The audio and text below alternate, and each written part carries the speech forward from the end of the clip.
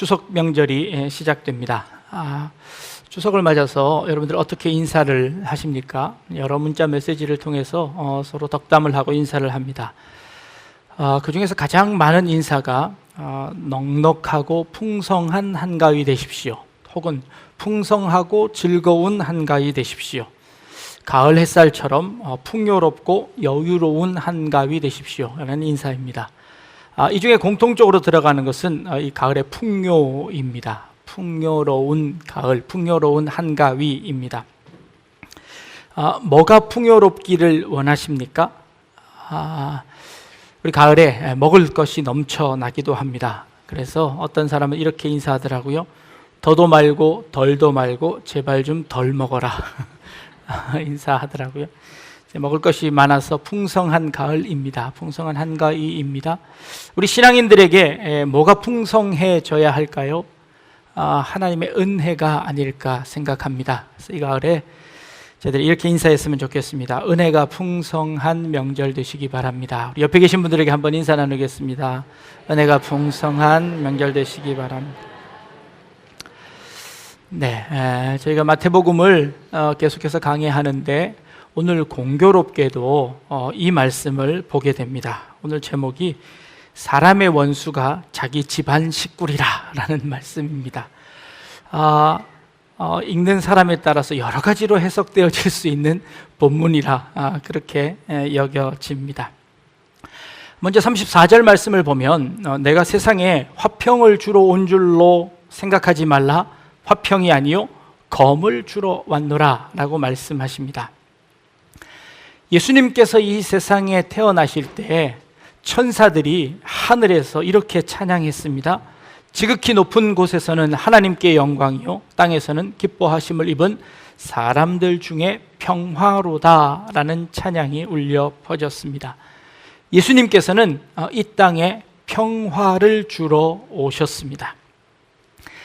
그런데 오늘 본문에 예수님께서는 스스로 나는 평화를 주러 온 것이 아니라 검을 주러 왔다라고 말씀하시는 겁니다. 예수님이 말씀하시는 평화는 무엇이고 또 검은 무엇일까요? 예수님께서 잡히시기 전날 겟세마네 동산에서 기도하시고 그 새벽에 내려가시는데 대제사장의 군사들이 와서 예수님을 잡으려고 합니다. 그때 곁에 섰던 베드로는 자기가 차고 있던 칼을 꺼내어서 예수님을 방어하려고 합니다. 그 검으로 예수님을 지키려고 시도합니다. 그때 예수님께서 뭐라고 말씀하시냐면 내 칼을 도로 칼집에 꽂으라, 칼을 가지는 자는 다 칼로 망하느니라 라고 말씀하셨습니다. 칼을 쓰지 말라는 것이지요. 그리고 못 쓰게 하시고 잡혀가셨습니다. 그렇다면 지금 예수님께서 하신 말씀이 나는 평화를 주러 온 것이 아니라 검을 주러 왔다라고 말씀하시는 그 말씀은 우리가 생각하는 것과는 조금 다른 의미이지 않을까라는 그런 생각을 해보는 겁니다. 이 아침에 그 말씀을 조금 더 깊이 살펴보려고 합니다. 예수님께서 말씀하신 이 의도는 도대체 무엇이었을까요? 이 세상에서 가장 평화로운 시기는 언제였을까요? 러셀은 이렇게 이야기합니다. 인류 역사의 93%는 전쟁의 역사였다. 나머지 7%만이 평화의 시간이었는데 그 평화의 시간들도 결국은 전쟁을 준비하기 위한 그런 시간이었다라고 이야기합니다. 미국의 역사학자 윌리엄 듀란트는 이렇게 이야기합니다. 역사가 기록된 이래 3421년 중에 전쟁이 없던 평화의 시기는 고작 268년밖에 되지 않는다라고 지적을 합니다. 불행히도 인류의 역사는 전쟁의 역사였고 그 전쟁이 끊임없이 쉬지 않고 이루어지는 전쟁의 역사였던 것을 알 수 있습니다. 그런 인류의 역사 가운데 스스로 평화였다라고 언급하는 그런 시기가 있었습니다. 그것은 주전 27년부터 주후 14년까지 약 한 40년여 전 동안에 막강한 군대의 힘을 빌어서 세계의 새로운 질서를 확립했다라고 스스로 자화자찬했던 시기가 있습니다. 그 당시를 일컬어 팍스 로마나라고 일컬어집니다. 팍스는 평화이고 로마는 로마를 의미합니다. 로마에 의한 평화, 로마의 평화라고 해석되어지는 이 팍스 로마나는 로마의 힘으로 인하여서 전 세계에 전쟁이 없어지는 정말 평화로운 시기를 지내게 되었다라고 스스로 이야기합니다. 실제로 그 시기에는 전쟁이 일어나지 않았습니다. 그러나 그 시기에 일어나지 않았던 전쟁은 전쟁을 준비하는 시기에 불과했습니다. 로마의 식민지로 살고 있던 모든 나라들에서는 독립을 위한 투쟁이 있었고 독립을 위한 준비가 있었습니다. 이스라엘도 마찬가지였습니다. 그런 독립을 위해서 끊임없이 전쟁을 준비하던 그런 시기였습니다. 이것은 평화가 아니라 참된 평화가 아니라 거짓된 평화였습니다. 그리고 참된 평화를 준비하기 위한 그런 시기였습니다. 지금 북한이 핵무기를 가지고 우리를 위협합니다. 연일 또 미사일을 쏘아 붙입니다. 그들의 목적이 무엇입니까? 궁극의 목적은 남한을 적화 통일하는 것이 그 군대의 목적일 겁니다. 그러나 지금 당장은 그들이 이렇게 이야기합니다. 자신들의 체제와 안전을 위해서 핵무기를 가져야 하겠다. 그리고 핵무기를 가진 것을 인정해 달라라고 이야기합니다. 그들의 안전을 위해서, 그들의 평화를 위해서 핵무기를 가져야 한다라고 이야기합니다. 그러자 우리도 우리의 평화와 안전을 위해서 사드를 배치해야 한다. 전술적 핵을 다시 재배치해야 한다라고 이야기합니다. 핵을 가지고 무기를 가져서 전쟁을 억지하려고 한다라는 겁니다. 참 아이러니이지요.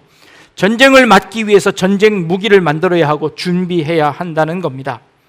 핵은 사용하기 위해서 가지는 것이 아니라 사용하지 않기 위해서 가지는 것이다 라는 논리입니다. 말이 됩니다. 그리고 실제로 그런 효과가 있는 것으로 알려지기도 합니다. 이것이 이 세상이 주는 평화입니다.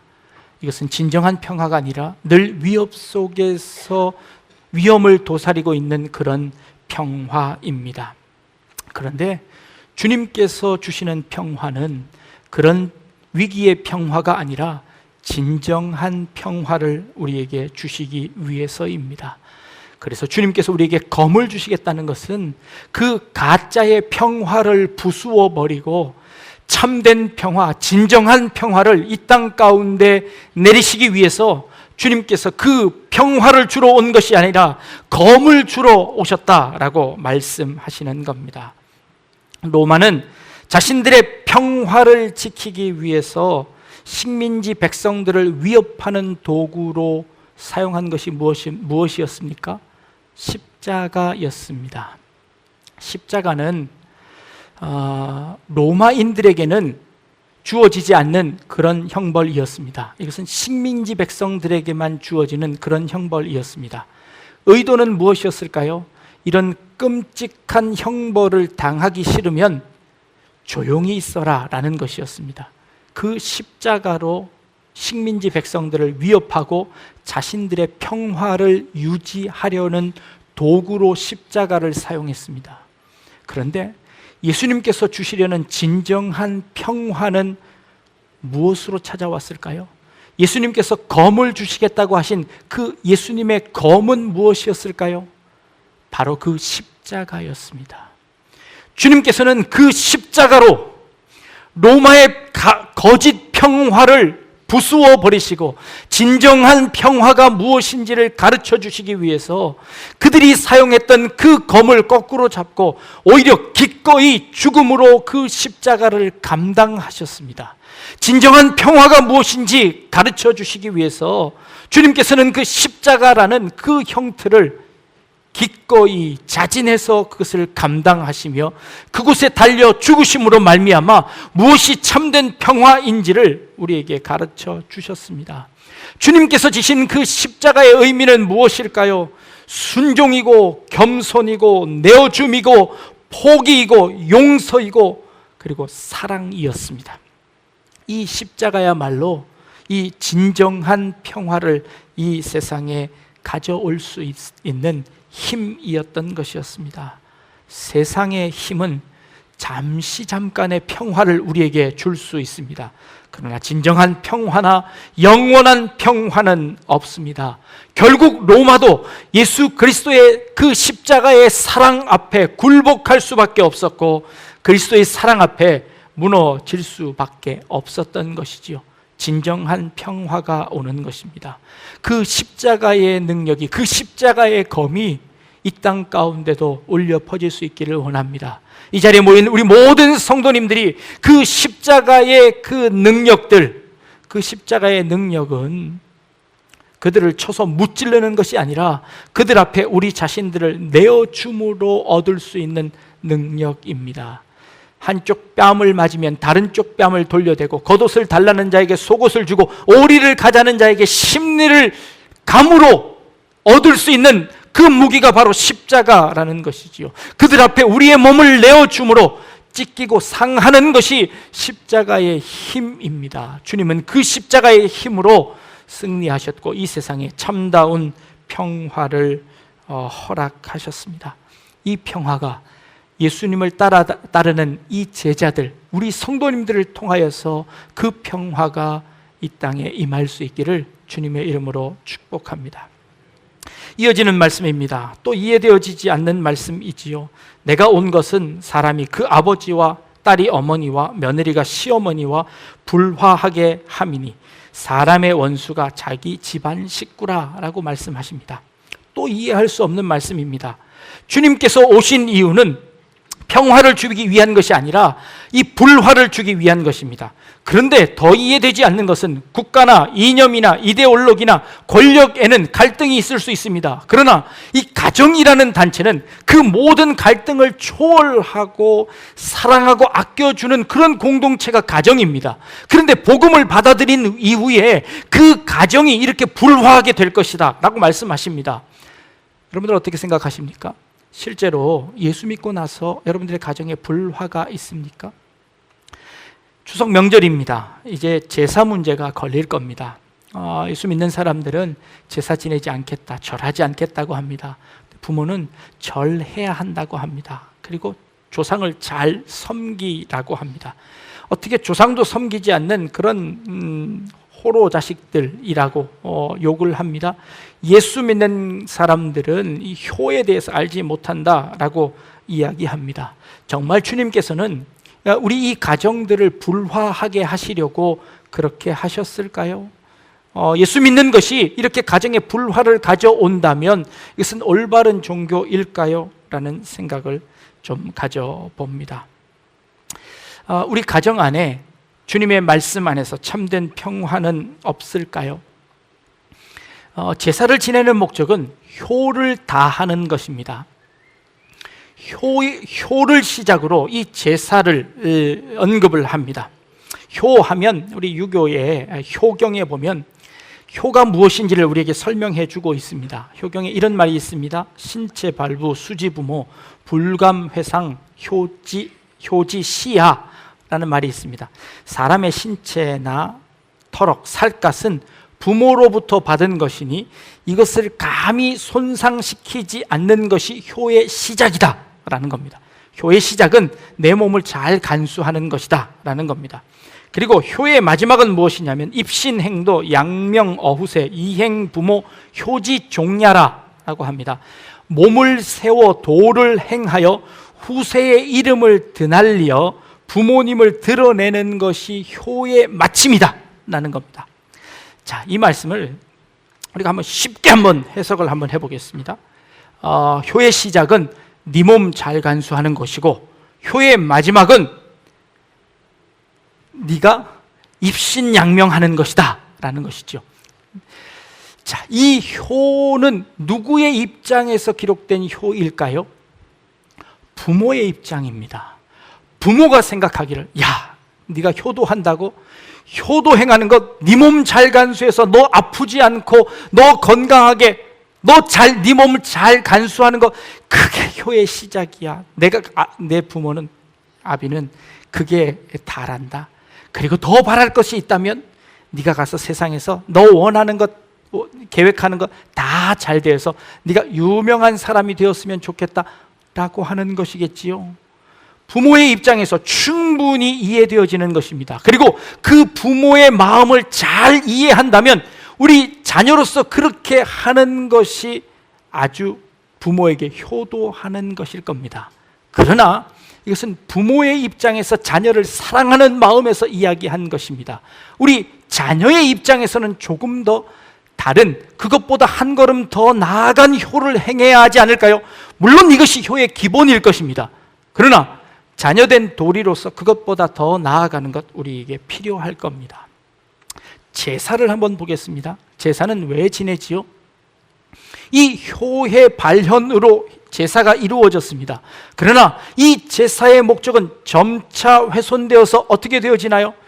돌아가신 조상이 이 후손들에게 좋은 덕을 끼치고 좋은 일을, 그 귀신들이 좋은 일을, 부모님들의 그 영들이 이 자녀들에게 복을 내려달라고 하는 것이지요. 어쩌면 이 모든 효가 처음부터 끝까지 이 자녀들의 이기심으로 똘똘 뭉쳐있는 것은 아닐까 하는 그런 생각을 한번 해봅니다. 부모로서는 충분히 그런 마음을 가질 수 있지만, 그러나 그것을 이용하고 또 그것을 누리는 자녀의 입장에서는 그것이 효가 아닐 수도 있겠다라는 그런 생각을 해보는 겁니다. 기독교에서 이야기하는 그 효라는 것은 무엇일까요? 무엇 때문에 이렇게 분열이 일어나도록, 그럼 그것을 뿌리치고 우리 믿는 사람들은 그것을 거부해야 할까요? 그래서 그것 때문에 가정에 분란이 일어나도록 만들어야 할까요? 조금 다른 이야기를 해보려고 합니다.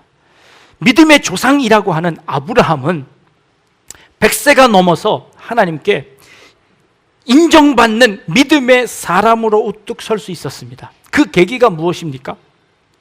하나님의 명령에 순종했습니다. 그 명령은 무엇이었나요? 100세에 낳은 아들 이삭을 하나님께 바치라는 명령이었습니다. 아브라함은 고민도 하지 않고 그 아들을 데리고 곧바로 모리아 산으로 올라가서 칼을 들어서 그 아들을 치려고 합니다. 그때 하나님께서 그 아브라함을 막으십니다. 아브라함아, 아브라함아 라고 그 아들 이삭을 죽이는 것을 막습니다. 그 당시에는요, 자녀를 제물로 바치는 이 인신 제사는 다른 이방 종교에서 종종 이루어지는, 자주 이루어지는 그런 행위였습니다. 이방 종교에서 이 인신 제사가 이루어지는 목적은 무엇이었을까요? 자신의 이익 때문입니다. 자신의 부족이 전쟁을 나가기 전에 그 전쟁에 꼭 승리하기 위해서 그 부족 중에 가장 어린 아이 하나를 잡아 인신 제사로 지냈습니다. 비가 오지 않습니다. 가뭄이 들어서 온 부족이 먹을 물이 없어집니다. 그 부족을 살리기 위해서 이 부족에서 가장 어린 아이 하나를 잡아다 인신 제사를 드리는 것이 그 당시의 풍습이었고, 어떤 이방 종교에서도 흔히 있었던 그런 시기였습니다. 그 제사의 목적은 무엇입니까?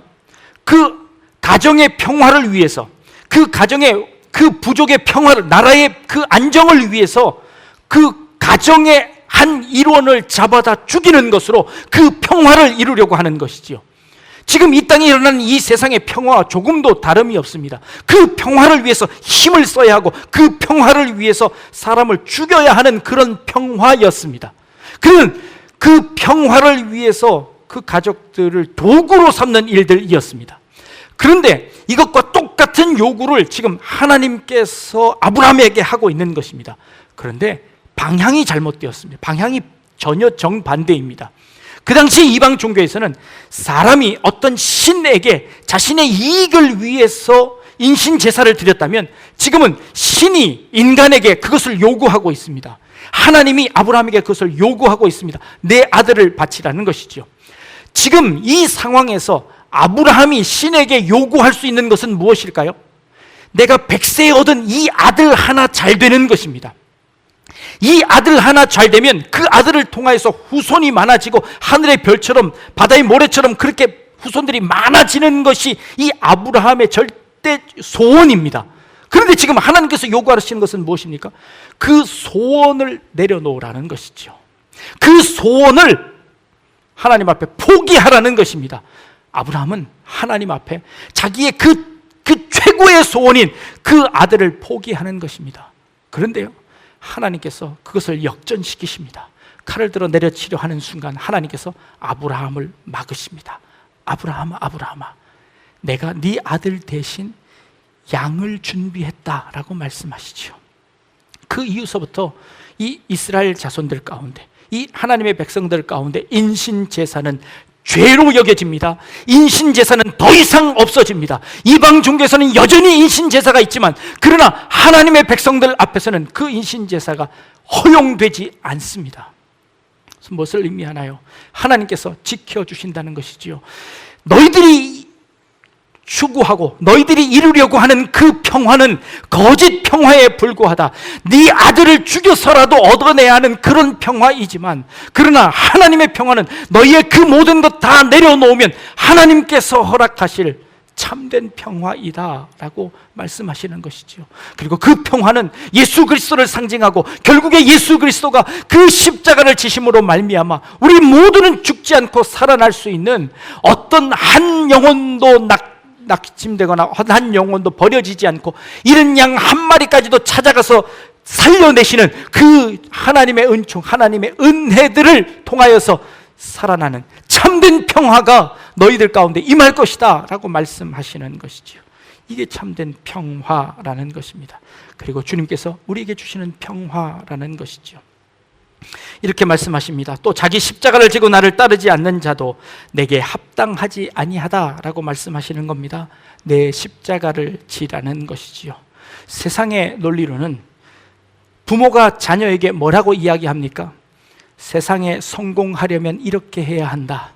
세상에 성공하려면 적당히 속여야 하고, 또 적당히 다른 사람들을 무시해야 하고, 그들을 짓밟고 그 위에 올라서야만 성공할 수 있다라고 이야기합니다. 그것이 사실이기도 합니다. 그러나 그렇게 해서 얻은 부와 그렇게 해서 얻은 평화는 거짓 평화라고 주님께서 말씀하시는 겁니다.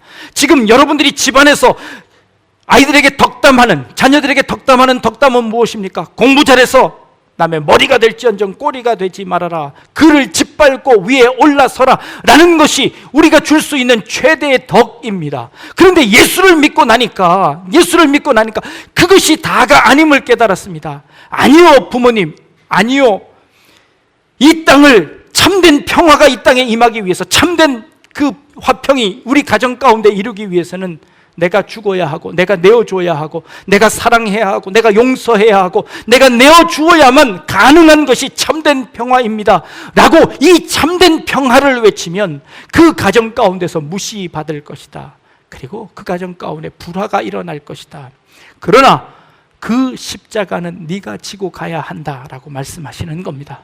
우리가 싸워야 하는 그 싸움, 우리가 부모님과 이 불화가 되어지는 그 모든 것들은 세상의 가치관들로 싸울 때는 불화가 일어날 수밖에 없습니다. 그러나 주님의 주시는 그 사랑으로, 주님이 주시는 그 용서로, 내어줌으로 우리의 십자가를 지고, 주님께서 그렇게 십자가를 지고 가셨던 것처럼 그 십자가를 지고 가면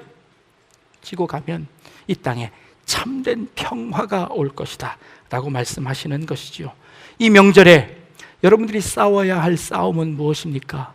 재산이 아니라, 나의 편안함과 안락이 아니라, 세상의 성공을 자녀들에게 가르치는 것이 아니라 십자가를 지고 가는 것을 가르쳐야 하고, 내 십자가가 무엇인지 깨달아야 하고, 그 십자가를 함께 나누고 그 십자가를 함께 공유하는 것, 이것이 참된 명절을 지내는 우리 성도들의 삶이어야 하고, 주님께서 주시고자 하는 참된 평화이기도 하고, 또 주님으로 말미암아 일어나게 되어지는 그 싸움에서, 그 불화에서 우리가 진정 말씀으로, 진정 사랑으로 이겨낼 수 있는 그런 참된 싸움임을 잊지 않을 수 있기를 원합니다. 마지막으로 주님께서 이렇게 말씀하십니다. 자기 목숨을 얻는 자는 잃을 것이요, 나를 위하여 자기 목숨을 잃는 자는 얻으리라 라고 말씀하십니다. 네, 우리가 내어줌으로 말미암아 진정한 평화가 우리에게 올 수 있습니다. 내가 손해봄으로 말미암아 우리 가정 가운데 참된 평화가 우리 가정 가운데 임할 줄로 믿습니다. 주님이 우리에게 주시는 이 검이 무엇인지, 우리에게 주시는 진정한 십자가가 무엇인지 온전히 깨닫고 그 십자가를 짊어지고 승리하는 우리 성도님들 되실 수 있기를 주님의 이름으로 축복합니다. 기도하겠습니다. 하나님, 사람의 원수가 자기 집안 식구라고 말씀하십니다. 우리의 가치관이 어디에 있는지 우리를 돌아보게 하시고 이 세상을 살아가는 참된 효가 무엇이고 또 참된 진리가, 참된 평화가 무엇인지 깨닫게 하시고 그 평화를 누리는 우리의 삶이 되게 하여 주옵소서. 감사드리며 예수님의 이름으로 기도드립니다. 아멘.